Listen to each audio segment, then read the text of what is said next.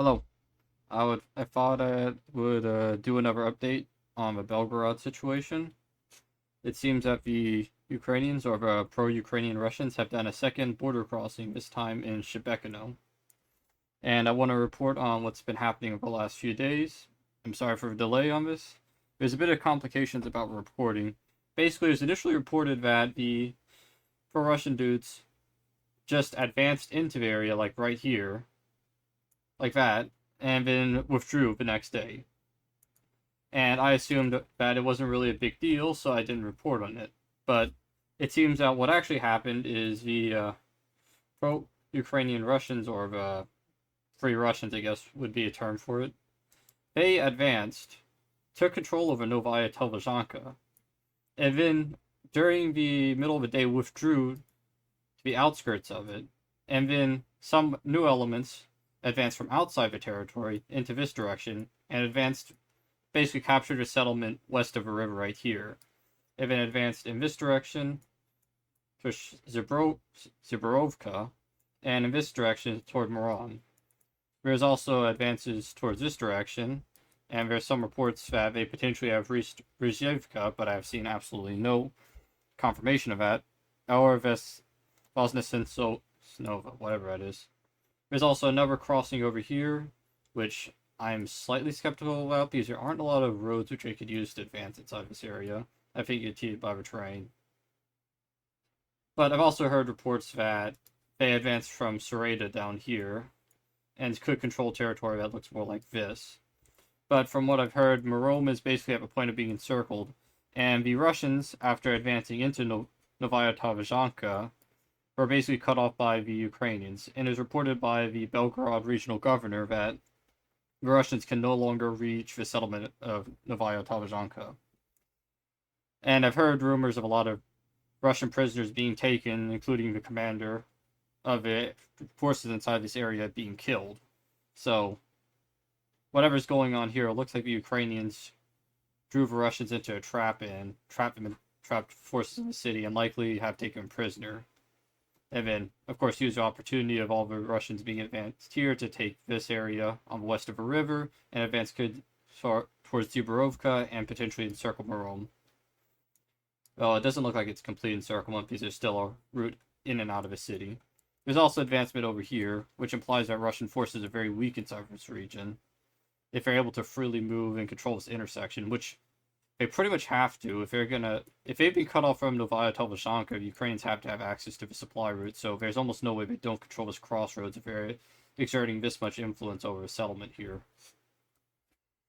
And so that kind of leads to the next thing. What's exactly going to happen next?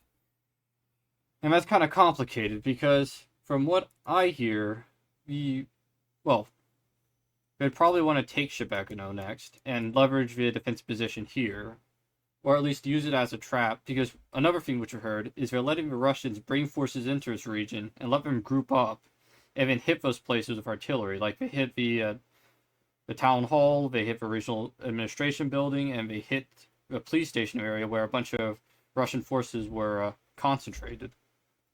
So that implies that they're partially doing that, but then it becomes a question: should they do that, or should and potentially risk the Russians bringing in new forces like they did at Grayvoron and let themselves get overrun, or do they just rush in and try to take it? That's kind of difficult. And there's also other news. There is the Wagner Group and there are the Chechens, which are both interested in gaining political clout by potentially closing down the border crossing here. And Wagner, fresh off of their Bakhmut campaign, may decide to go for a another PR stunt, and try to force them back across the border. And from what I've heard, there's at most 1 or 2,000 pro-Ukrainian troops in this region, so they really wouldn't have a lot of reasons not to get involved. They could just overwhelm them even if they didn't have the combat experience they got from fighting there.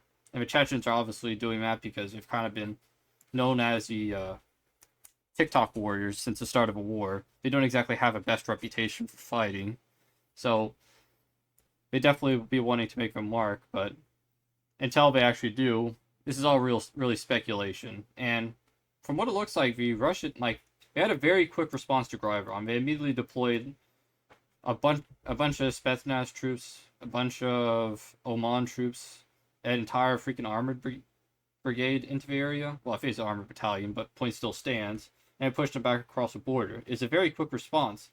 But over here, it's been kind of baffling. Like, granted, they thought the Ukrainians withdrew because they withdrew into the woods here, and it looked like they were going back across the border, but they had a whole other day to respond to the attack.